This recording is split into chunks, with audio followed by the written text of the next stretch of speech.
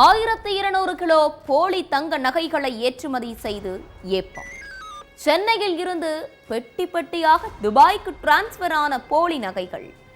நகைக்கடை அதிபர்களை சுத்து போட்ட சிபிஐ, கையும் களவுமாக சிக்கிய கஸ்டம் ஆபீசர்ஸ்.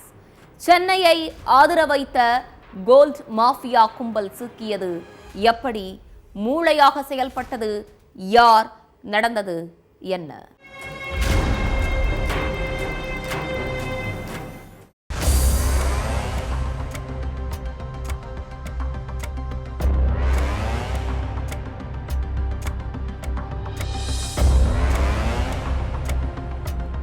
கடந்த சனிக்கிழமை சென்னையில அண்ணா நகர், கோயம்பேடு, பூக்கடை ஆகிய இடங்கள்ல சிபிஐ அதிகாரிகள் ரெய்டு நடத்தினாங்க.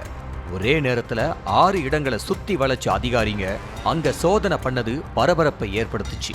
ஆரம்பத்துல நகை வியாபாரிகளை குறி வச்சுதான் சிபிஐ சோதனையை தொடங்குச்சு. ஆனா எதிர்பாராத ட்விஸ்டா சுங்கத்துறை அதிகாரிகள் சிக்கினதும் அதுக்கு பின்னாடி அரங்கேறின மெகா மோசடியும் வெளிச்சத்துக்கு வந்திருக்கு.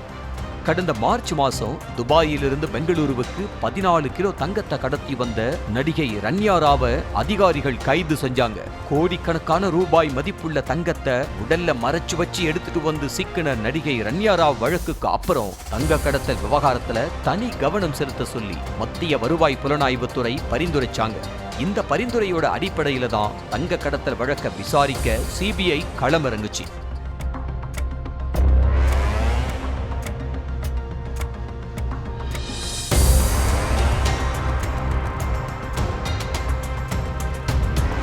அந்த வகையில சென்னையை மையப்படுத்தி பல ஆயிரம் கோடி அளவுக்கு தங்க கடத்தல் நடந்திருக்கிறத சிபிஐ மோப்பம் பிடிச்சிருக்கு.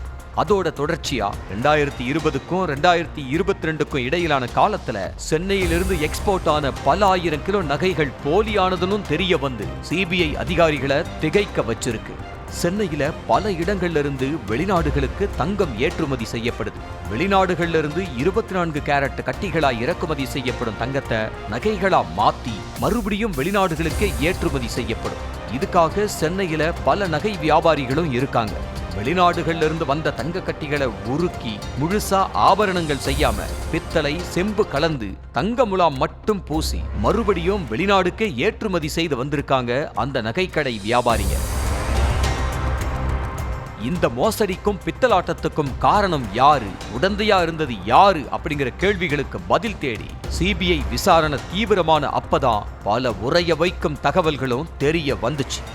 சென்னை பூக்கடையில் அமைஞ்சிருக்கும் Siroya jewellers, Shri Kalyan jewellers, Sunil jewellers, Balaji jewellers ஆகிய 4 நகைக்கடை வியாபாரிகள் தான் தற்போதைக்கு சிபிஐ கையில் இருக்கக்கூடிய லிஸ்ட்ல முக்கியமான புள்ளிகள். வெளிநாடுகளிலிருந்து வரும் சுத்தமான தங்க கட்டிகளை உருக்கி பதிலுக்கு போலியா நகைகளை செஞ்சு துபாய், கத்தார், சிங்கப்பூர் போன்ற நாடுகளுக்கு ஒரிஜினல் போல அனுப்பி வச்சு மத்திய அரசுக்கு பல ஆயிரம் கோடி இழப்பை ஏற்படுத்தி இருக்காங்க.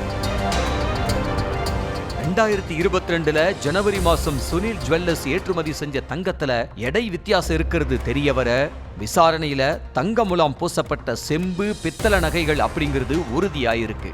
அதே மாதிரி பாலாஜி ஜுவல்லர்ஸ் ஏற்றுமதி செஞ்ச நகைகளை ஆய்வு செஞ்சப்ப தங்க முலாம் பூசப்பட்ட பித்தள வளையல்கள் இருக்கிறது கண்டுபிடிச்சிருக்காங்க. அது மட்டும் இல்லாம வெளிநாடுகள்ல இருந்து ஆபரணங்கள் செய்ய வியாபாரிகள் வாங்கும் தங்கத்துக்கு வரி இல்ல அப்படிங்கிறதுனால அதன் மூலமாவும் மோசடி நடைபெற்றதும் அம்பலமாகி இருக்கு. வெளிநாடுகளுக்கு அனுப்பப்படக்கூடிய நகைகளை விமான நிலையத்துல வச்சு 22 கேரட் அளவுல செய்யப்பட்டு இருக்கிறதா அப்படின்னு சோதனை பண்ணி உறுதி பண்ண பிறகுதான் கார்கோ விமானத்துல சரக்கு ஏத்தப்படும். ஆனா அந்த அதிகாரிகளே நகைக்கடை வியாபாரிகளுக்கு விலை போய் போலி நகைகளை வெளிநாடுகளுக்கு அனுப்ப உடந்தையா இருந்ததுதான் கொடுமை. சென்னை விமான நிலையத்துல 2 வருஷத்துல மட்டும் சுமாரா 487 கோடி மதிப்புள்ள 1200 கிலோ போலி நகைகள் வெளிநாடுகளுக்கு ஏற்றுமதி செய்யப்பட்டிருக்கிறது சிபிஐ போட்டிருக்கிற எஃப்ஐஆர் மூலமா தெரிய வந்திருக்கு. போலி நகைகளை சுத்தமான தங்கம்னு பொய்யா சர்டிபிகேட் கொடுக்க 1 கிராமுக்கு 50 ரூபாய் கமிஷன் என கணக்கு போட்டு லஞ்சம் மட்டும் 6 கோடி ரூபாய் அளவுக்கு கைமாறி இருக்கிறதா சிபிஐ அதிகாரிகளிடம் கொடுத்த வாக்குமூலத்தின் மூலமா தெரிய வந்திருக்கு. விசாரணையோட முடிவுல சுங்கத்துறை அதிகாரி சுரேஷ்குமார் 299 கோடி மதிப்பிலான சுமாரா 739 கிலோ போலி நகைகளை அனுமதிச்சது, அலோக் சுக்லா 38 கோடி மதிப்பில 96 கிலோ போலி நகைகளை அனுமதிச்சது கண்டுபிடிக்கப்பட்டிருக்கு. சாமுவேல் தீபக் அவினாஷ் 149 கோடி மதிப்பிலான 363 கிலோ போலி நகைகளை ஏற்றுமதி பண்ண உதவி செஞ்சது தெரிய வந்திருக்கு. இந்த தகவலை வச்சு சுங்கத்துறை அதிகாரிகள் மேல வழக்கு பதிவு செஞ்சிருக்கு சிபிஐ. சுங்கத்துறையோட கண்காணிப்பாளர்களாக இருந்த சுரேஷ்குமார், அலோக் சுக்லா, துளசிராம், சுங்கத்துறை நகை ஆய்வாளராக இருந்த சாமுவேல் தீபக், சுங்க முகவர் மாரியப்பன் ஆகிய 5 பேர் மேல சிபிஐ வழக்கு போட்டு விசாரணை நடத்திட்டு வருது. தங்கம் கடத்திட்டு வர்றவங்களை கண்டுக்காம சுங்கத்துறை அதிகாரிகள் கோட்டை விடுறாங்கன்னு புகார்கள் வந்தவண்ணம் இருக்கும்போது போலி நகைகளை ஏற்றுமதி செய்ய கஸ்டம்ஸ் அதிகாரிகளே உடந்தையா இருந்தது அதிர்ச்சியை ஏற்படுத்தி இருக்கு.